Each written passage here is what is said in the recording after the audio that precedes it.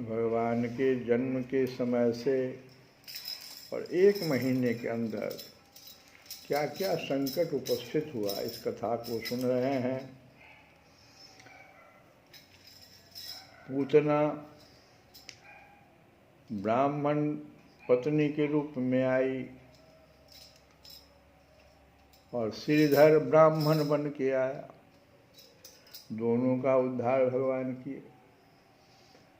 अब आज जो है 3 महीने का भगवान हो रहा है और उसी समय में काकासुर का प्रवेश हो गया है। कंस के द्वारा कौआ के रूप में एक असुर था, काकासुर नाम था।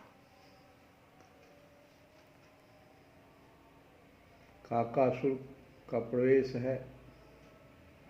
कंस प्रेरित का कासुर गोपकुलाधिपति नंद के नवजात शिशु का प्राण हरण करने गोकुल गया था। इस जघन्य अपराध के लिए गया था तो कौआ के रूप में, काग के रूप में उड़ता हुआ आनंद प्रांगण में जा पहुंचा। शिशु को उसने देखा और शिशु ने इस काले कौए को देखा। भगवान 3 महीने के, दोनों ने एक दूसरे को देखा।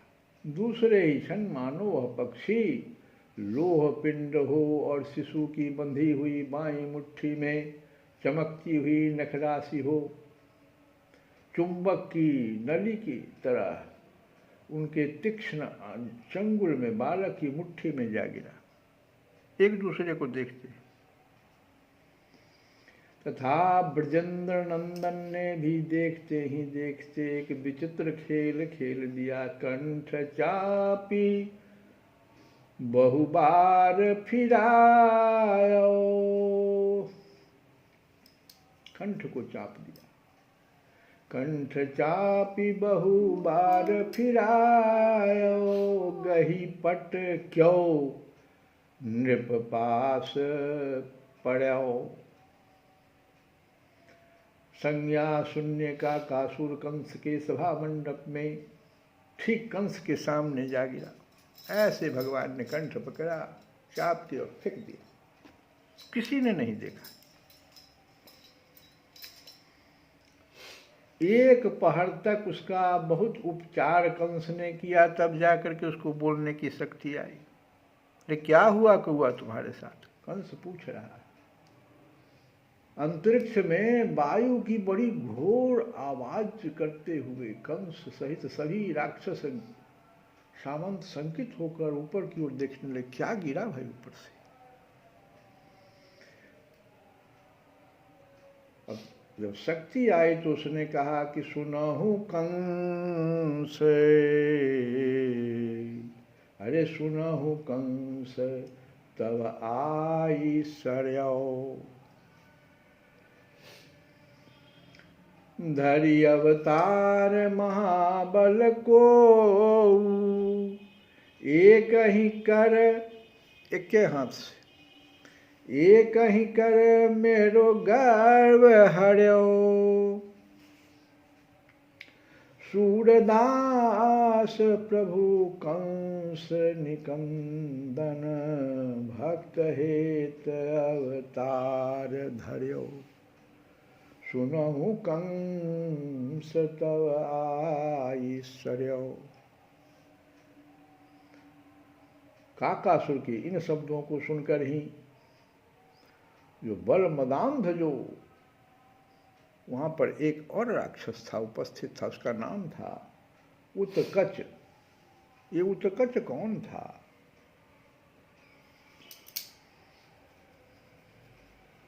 हिरण्याक्ष दैत्य का पुत्र।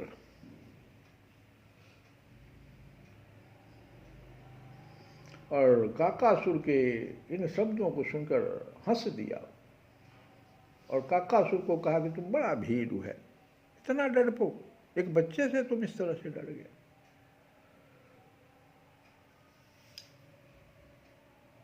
अब देखो ये कौन था उत्कच, जरा हम लोग इसके बारे में सुने। हिरण्याक्ष का पुत्र तो था, लेकिन कैसे क्या हुआ? ये चाक्षुष मनवंतर, अभी वैवस्वत मनवंतर की कहानी चल रही है। अभी भी वैवस्वत मनवंतर है और भगवान कृष्ण भी वैवस्वत मनवंतर में ही है। और ये जो चाक्षुष मनवंतर से भी पूर्व की बात है। एक दिन उत्कच मुनिवर लोमस के आश्रम में जा पहुंचा। ये लोमस ऋषि का नाम हम लोग रामचरितमानस में काकभूषुंड जी गए थे लोमस ऋषि के पास। तो ये उत्कच भी जो है हिरण्याक्ष का पुत्र राक्षस था ही, असुर था ही, लोमस के आश्रम में जा पहुंचा और तपोवन की शोभा देख करके इस असुर के लिए असह हो उठी। अपने प्रकांड स्थूल शरीर के घर्षण से उसने क्या किया? आश्रम के सभी पेड़ पौधों को उखाड़ दिया, तहस नहस कर दिया, चूर्ण विचूर्ण कर दिया। बस मुनि ने सिर्फ इतने ही कहा कि विदेहो भवः दुर्मते। विदेहो, तुम्हारा देह ये समाप्त। विदेहो भवः दुर्मते, नीच तू इस देह से रहित हो जा। वाक्य समाप्त होते ही उत्कच का उतना भयंकर जो शरीर था, काया था, सर्व कंचुकी की भांति झरकर गिर पड़ा, जैसे सांप से केंचुआ निकल जाता है। समस्त बल विलुप्त हो गया। अब क्या किया? मुनिवर की महिमा देख करके उनके पैर पकड़ लिए, क्षमा याचना करने लगा, कृपा की याचना करने लगा, अनुनय विनय करने लगा, देह दान की प्रार्थना करने लगा कि पुनः देह दान दे दिया जाए। ऋषि प्रसन्न होने में उनको देरी नहीं हुआ, प्रसन्न हो गए। पहले तो प्रसन्न थे ही। मुनि ने कहा, जाओ, चाक्षुष मनवंतर में तुम्हें वायु का शरीर प्राप्त होगा। ये चाक्षुष मनवंतर से पहले की कथा है। और अब चाक्षुष मनवंतर जब आएगा तो तुम्हें वायु का शरीर प्राप्त होगा। और वैवस्वत मनवंतर में भगवत चरणार बिंद का स्पर्श पाकर तुम त्रिगुण पास से सदा के लिए मुक्त हो जाओगे। भगवान के चरण पास का स्पर्श होते तुम मुक्त हो जाओगे सदा के लिए। वही उत्कच था ये जो आज हंस दिया। तो उत्कच को हंसते देखकर कंस के मुख पर एक आशा की किरण जगी कि चलो भाई, एक गया, एक काकासुर गया तो एक तो आ गया मेरे पास। तो कंस क्या कह रहा है, सभी सभासदों को लक्ष्य करते हुए बोला कि ब्रज भीतर उपजो मेरो रिपु। उत्कच को कह रहा है, कंस कह रहा है कि ब्रज भीतर उपजो मेरो रिपु। मेरा दुश्मन जन्म गया है, आ गया है। मैं जानी यह बात, दिन ही दिन वह बढ़त जात है, मुँह को करी है घात। तो मुझे मार देगा। दनुज सुता पूतना पठाई, छिन कहीं माझ संहारी। अघ्रीची मरोड़ी दियो का कासुर, मेरे ढिंग फटकारी। काकासुर को भी कंठ दबा दिया, मेरे पास भेज फेंक दिया। लेकिन ऐसी कौन मारी है ताको, मोहि कहे सो आई। सभासदों से कह रहा है कंस, कौन ऐसा है तुम लोगों में जो उसको मार के ले आएगा। जवा को मारी अपुन पौ राखे, सूर ब्रज ही सो जाई। इतना जैसे कहा, उत्कच का गर्भ तो एकदम जैसे ऊंचा उठ गया। कहीं कौन सा छोटा सा बात क्या कह रहे हैं आप। तो कंस के सामने हाथ जोड़कर कहता है कि दो कर जोड़ी भयो उठी ठाढ़ो। अपने स्थान से उठ गया और कंस के सामने हाथ जोड़कर कहता है, प्रभु आयुष मैं पाऊं। आपका सिर्फ आयुष आज्ञा हो तो मैं देखो क्या करता हूँ। हूँ तय जाई तुरत ही मारो, कहूँ तो जीवत ल्याऊं। जैसा आप आज्ञा दीजिए वही मार दूं या लेके चला। कंस के हर्ष की सीमा नहीं रही। वह आसन से उठ खड़ा हुआ, उत्कच का भूरी भूरी प्रशंसा करने लगा और कहा कि जाओ इसका प्राण हरण कर लो। विदा कर दिया और दैत्य भी उसी क्षण ब्रजपुर की ओर चल पड़ा। लेकिन भगवान फिर माया फैला दिए, वो पथ भ्रांत हो गया। जैसे तारका वो जो पूतना 6 दिन तक घूमती रह गई, उसको ब्रज का पते नहीं चल रहा था, 7वें दिन प्रवेश किया उसने। ऐसे ही ये भी 7 पहर का समय दिया था, लेकिन ये पथ भ्रांत हो गया। ब्रजपुर का ब्रजेंद्र गृह का संकेत नहीं मिल रहा था। भटकता रहा, परिक्रमा कर रहा था। ब्रजेंद्र की लीला शक्ति उसको घुमा रही थी।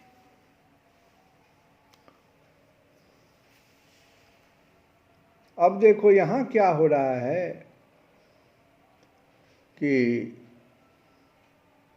जन्म नक्षत्र उत्सव मनाया जा रहा है। ब्राह्मणों को निमंत्रण भेजा गया है आज नंद नंदन का जन्म नक्षत्र है। नक्षत्र मास की गणना से नंद नंदन इस समय 3 मास के हो चुके हैं। ब्राह्मण आएंगे, पुत्र का अभिषेक करेंगे, विराट ब्राह्मण भोजन होगा, गोप बंधु बांधवों की गोष्ठी होगी, उनका सत्कार होगा। ये सब चल रहा है यहाँ। और भगवान भी अपने सैया पर किलकारी मार रहे हैं। धात्रीगण गीत गा गा कर, झुनझुने बजा बजा कर उन्हें किलकार रहे हैं। और भगवान क्या किए, आज पहला बार किलकते हुए नंद नंदन ने अपने आप दाहिनी ओर करवट ले लिया। तो करवट लेने, बच्चा जब करवट लेता है तो सबसे ज़्यादा खुशी माँ पिता सबको, पूरे ब्रज में इस बात को फैला दिया गया। आनंद का सागर उमड़ पड़ा। एक ही साथ धात्रियां हर्ष की तुमुल ध्वनि से प्रांगण को निनादित करके नाच उठी कि आज तो भगवान ने करवट ले लिया। कोई मुख चुम्बन कर रहा है, कोई पन्ना झुला रहा है। नंद द्वार पर शंख ध्वनि होने लगी, भेरी वेणु बीना मृदंग बंज उठे, मंगल गान होने लगा।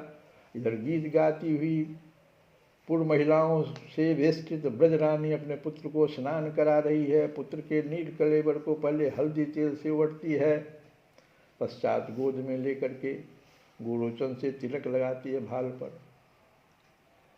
ब्राह्मण आते हैं हाथों में कुश पुंज लेकर, उसे शांति कुंभ जल से आदर बना बनाकर मंत्रोच्चारण करते हुए यशोदानंदन के अंगों का जल बिंदु से प्रोक्षण करते हैं। प्रांगण के एक भाग में एक अत्यंत बृहदाकार सकट है। सकट कहते हैं बैलगाड़ी जैसा। तो प्रांगण के एक भाग में एक अत्यंत बृहदाकार सकट है। उसके नीचे सकट स्तंभ से संबद्ध एक अतिशय सुंदर पलना टंगा हुआ है।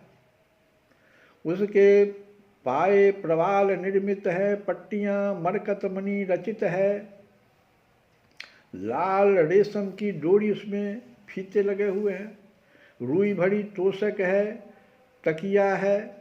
इसी पलने पर जननी यशोदा पुत्र को धीरे से जाकर सुला देती है। जननी जब इस ओर आ रही थी तब उनके पीछे पीछे अतिशय कौतूहलवश कौमारवय के कतिपय गोप शिशु चले आए थे बच्चा के साथ खेलने के लिए। वे सब पालने को घेर कर खड़े हो जाते हैं। मैया आदेश करती है, पुत्रों तुम सब बैठ जाओ, धीरे धीरे इसे झुलाना। पर जब मेरा यह नीलमणि जाग जा, भगवान सो गए, जब यह मेरा नीलमणि जाग जाए तो मुझे बुला लाना। माता का यह आदेश बच्चों ने कहा ठीक है। वे तो आए थे इसलिए किसी प्रकार इस सामने के पास बैठने का इन्हें अवसर तो मिल जाए। वे सब के सब तोतली बोली में बोल रहे थे, सब बच्चे थे। हाँ हाँ हम लोग ऐसा ही करें, माता को आश्वासन दे दिया। अब देखो क्या हो रहा है। ये उत्कच दैत्य जो है उसी समय में पथ पा गया। भगवान की निंद्रा भंग हो गई थी। उसने देखा सर्वथा सामने आनंद कोलाहल से मुखरित नंद प्रसाद ऊंचे आकाश में सिर उठाए अवस्थित है। ब्रजेंद्र नंदन के ब्रज में आने के दिन से अब 3 मास हो गए, तुम बता ही थे। निरंतर इन 3 मासों में नए नए उत्सव, गोप गोपियों की हर्ष ध्वनि एवं ब्रजेश पुत्र के दर्शनार्थी समागत समस्त पुरवासियों के उत्कंठा परमाणुओं से अनुप्राणित प्रासाद का अनु अनु आनंद की किरणें बिखेर रहा है। वायु रूप से ही उत्कट वहां जा पहुंचता है, जहां ब्रजेश नंदन सकट के नीचे एक अभिनय बाल भंगिमा का प्रकाश करते हुए अपनी लीला माधुरी का अपने आप रस ले रहे हैं। उनकी निंद्रा आलस्य हट गया है। कर पग गही अंगूठा मुख मेलत। भगवान का अवस्था जो बाल्य भाव का ये रस। कर पग गही अंगूठा मुख मेलत, प्रभु पौढ़े पालने अकेले, हरसि हरसि अपने रंग खेलत। भगवान खेलने में मस्त है।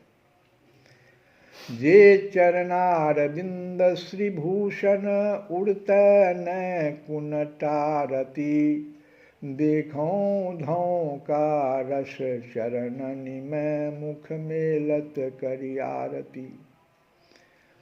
जा चरणारविंद के रस को सुर मुनि करत विषाद, सो रस है मोहु को दुर्लभ ताते लेत सवाद। इसी समय सर्वथा सबसे अलक्षित वायु की लहर के समान उत्कच नंद प्रांगण में जा पहुँचता है। और सकट के नीचे किलकते हुए अंगुष्ठ रसपान में संलग्न नंद पुत्र को देखने लग जाता। वह सोचता क्या है कि पूतना का प्राण हरण करने वाला बालक यही है क्या? इस महान सकट के नीचे अवस्थित है, इसके नेत्रों के सामने जाकर इसके प्राण ले ले, ऐसा तो किसी भी प्राणी के लिए संभव नहीं दिखता। तथा छद्म रूप धारण करने के कारण पूतना मर चुकी है, इसलिए छद्म भी मेरे लिए निरापद नहीं है। अब छद्म रूप में मैं नहीं जाऊंगा इनके पास, क्योंकि पूतना इसी छद्म वेश में मारी गई। इसलिए क्या करूंगा मैं? इसी रूप में, अव्यक्त रूप में ही, अव्यक्त रूप में था वो, व्यक्त नहीं हुआ था, अव्यक्त रूप में ही रहकर मैं अपने उद्देश्य की सिद्धि करूं। इस विचार से उत्कच किसी अन्य आसुरी माया का विस्तार न करके चुपचाप सकट में ही आविष्ट हो गया, उस सकट में ही आविष्ट हो गया। उसने निश्चय किया कि अपने विशाल शरीर भार से धीरे धीरे सकट को दबा दूंगा। भार से दबकर सकट चक्र जो है पहिया उसका पृथ्वी में धंस जाएगा। सकट का गाड़ी के नीचे का हिस्सा इस बालक को पीसता हुआ धरातल से जा लगेगा। लेकिन उत्कच को यह पता नहीं कि इसी बालक के एक क्षुद्र संकल्प से अनंत ब्रह्मांड एक क्षण में पिस जाते हैं। और ऐसे बालक को पीस डालने की कल्पना कितनी हास्यास्पद है। भगवान अपना हंस रहे हैं और बच्चे जो चारों तरफ से हैं सब, उनको बड़ा रस मिल रहा है उनकी चंचलता को देखकर।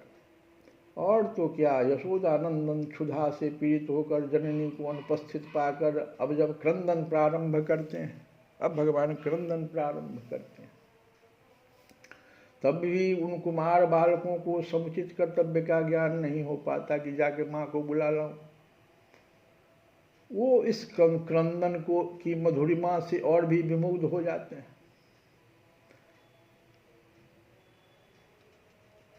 उत्कच ने अब शीघ्रता की, देखा कि भाई ये क्रंदन कर रहा तो सब जमा हो जाएंगे, क्योंकि शिशु का क्रंदन सुनकर जननी एवं नंद आदि गोप कहीं आ न जाए। वह तुरंत सकट पर अपना महान भार डालना प्रारंभ करता है। चरमर चरमर शब्द करता हुआ सकट कंपित होने लगता है। किसी को इसके रहस्य का ज्ञान नहीं, पर ब्रजेंद्र, क्योंकि वो तो अप्रकट रूप में था, पर ब्रजेंद्र नंदन सब कुछ जानते हैं। अवश्य ही यह भी सत्य है कि जानकर भी वे इस समय अनजान बने हुए हैं। अब अवसर उपस्थित हुआ है। ब्रजेंद्र नंदन के वात्सल्य रस आस्वादन में व्याघात न हो, उनकी शिशुचित बाल्य माधुरी अक्षुण्ण बनी रहे, किसी भी ब्रजवासी की किंचित भी क्षति न हो और उत्कच का उद्धार हो जाए। ये भगवान चार बात एक साथ सोच लिए कि चार सेवा हमको करना है। उत्कच का भी उद्धार हो जाए, किसी भी ब्रजवासी को किंचित भी क्षति न हो, और ये शिशुचित बाल्य माधुरी भी बनी रहे। अब उत्कच के सकट में आविष्ट होते ही योग माया भी इन सब सेवाओं का भार अपने ऊपर लेकर नंद नंदन के वाम मृदुल चरण में व्यक्त हो जाती है। योग माया आ जाती है, भगवान के वाम मृदुल चरण में व्यक्त हो जाती है।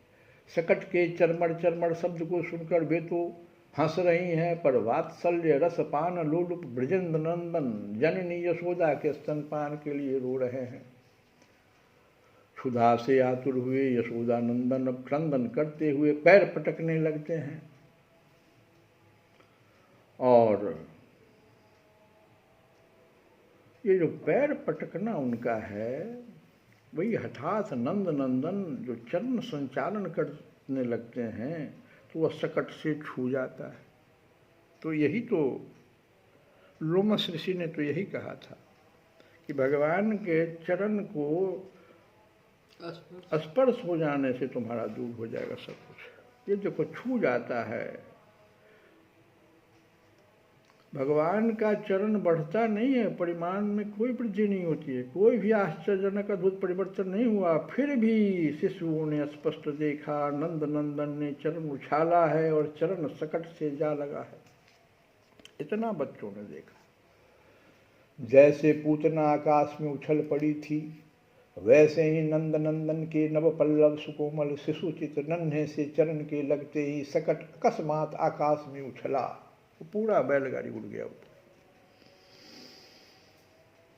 और अत्यंत घोर शब्द करता हुआ उलटकर यशोदानंद से कुछ ही दूर हटकर पृथ्वी पर गिर पड़ा। सकट पर दधी दुग्ध नवनीत आदि से पूर्ण अनेकों बड़े बड़े कांस्य पात्र रखे थे, वे सभी चूर्ण विचूर्ण हो गए, और तो क्या सकट के पहिए निकलकर दूर जा गिरे, धूरी अलग होकर पड़ गई और जुआ टूट कर खंड खंड हो गया। और ब्रजेंद्र एवं उपनंद दौड़ पड़े कि क्या हुआ भाई। उनके पीछे पूरा गोप मंडली दौड़ा हुआ, क्या हो गया भाई, घोड़ शब्द कहाँ से आया, यह तो सकट उलट गया, आह अकस्मात यह कैसे हुआ, हाय हाय। नंद नंदन उसके नीचे था, नारायण नारायण, त्राय त्राय मच गया। प्रभु दया सिंधु करुणामय जगतपते रक्षा करो रक्षा करो। इस प्रकार आर्तनाद करती हुई जितनी भी महिलाएं थी, गोपांगनाएं थी, सब दौड़ी यशोदानंदन को उठा लिया और फिर उठा करके उन्होंने गोपिकाओं ने, गोपांगनाओं ने माता के गोद में जाके डाल दिया। माँ तो बेहोश हो गई थी। ब्रजरानी का जो उस समय का भाव है, नेत्रों में अश्रु संचार, ब्रजेंद्र तो पहले से ही रो रहे थे, रोते हुए ही वे पुत्र को नंदरानी की गोद में रख देते। नंदरानी अपने नीलमणि को हृदय से लगा लेती है, मानो यशोदानंदन की क्षुधा अपने तात नंदराय का अनंत वात्सल्य पूरित कर स्पर्श पाकर कुछ शांत हो गई। इसलिए नंद नंदन को पिता ने जिस क्षण पलने से उठाया, उसी समय उनका क्रंदन शिथिल पड़ गया था। अब जननी के हृदय से लगने पर तो वे चुप हो जाते हैं, फिर भी रह रह कर रो उठते हैं, रो रो कर अपने मृदु कर पल्लवों को नचा नचा कर स्तनदान करने का संकेत करते हैं। किंतु जननी को भय है। क्या भय है भाई? कि निश्चय ही पुत्र में किसी ग्रह राक्षस का आवेश हुआ है, इसी से वह रो उठता है। इतना कभी नहीं रोता था। शकट में कोई आवेश तो था ही, अन्यथा अपने आप उछलकर उल्टा होकर वह कैसे गिर जाता। इसलिए जननी तुरंत स्तनदान नहीं करती। अभी 2 घड़ी पूर्व जो ब्राह्मण जन्म नक्षत्र का अभिषेक करने आए थे, उन्हीं को बुलाया गया और वे सब भगवान को, इस रोते हुए बालक के को देख करके और फिर बहुत सारे मंत्रों से उनका रक्षा मंत्र पढ़ा उन लोगों ने। शकट गिर पड़ा, उसकी चोट से उत्कच चूर्ण विचूर्ण हो गया। वायु देह छोड़कर सर्वथा निर्मल हो गया। दिव्य देह से बाल क्रीड़ासक्त गोलोक विहारी श्री हरि को उसने प्रणाम किया। प्रणाम करके दिव्याति दिव्य परम दिव्य चिदानंदमय सत अश्व संयुक्त विमान पर आरूढ़ होकर ब्रजेंद्र के निज लोक गोलोक को चला गया। तो पूतना का भी उद्धार हुआ, श्रीधर का भी उद्धार हो गया और उत्कच का भी उद्धार हो गया। और भगवान को गोद में लिए हुए ये माँ क्या की,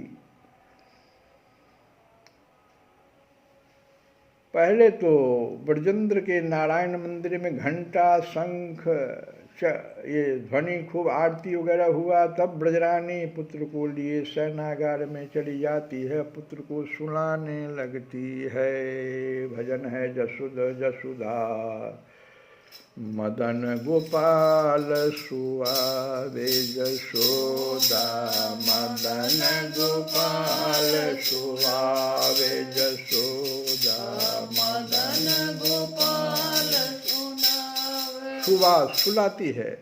जसोदा मदन गोपाल सुआवे जसोदा, मदन गोपाल सुआवे। देखी शयन गति त्रिभुवन कंपै, देखी शयन गति त्रिभुवन कंपै। ईश बिरंची भ्रमावे जसोदा, मदन गोपाल सुवावे जसोदा, मदन गोपाल सुवावे। असित अरुण सित आशर लोचन, असित अरुण सित आलस लोचन। उभय पलक परि आवे, जनुर विगत संकुचित कमल जुग। निशियली उड़न न पावे जसोदा, मदन गोपाल श्वास उदर उषसित यौमानो। दुग्ध सिंधु छवि पावे, नाभि सरोज प्रगट पद्मासन। उतरी नाल पछितावे जसोदा, मदन गोपाल सुनावे जसोदा, मदन गोपाल सुनावे। कर सिर तर करी श्याम मनोहर, कर सिर तर करी श्याम मनोहर। अलक अधिक शोभावे, कर सिर तर करी श्याम मनोहर। अलक अधिक शोभावे। सूरदास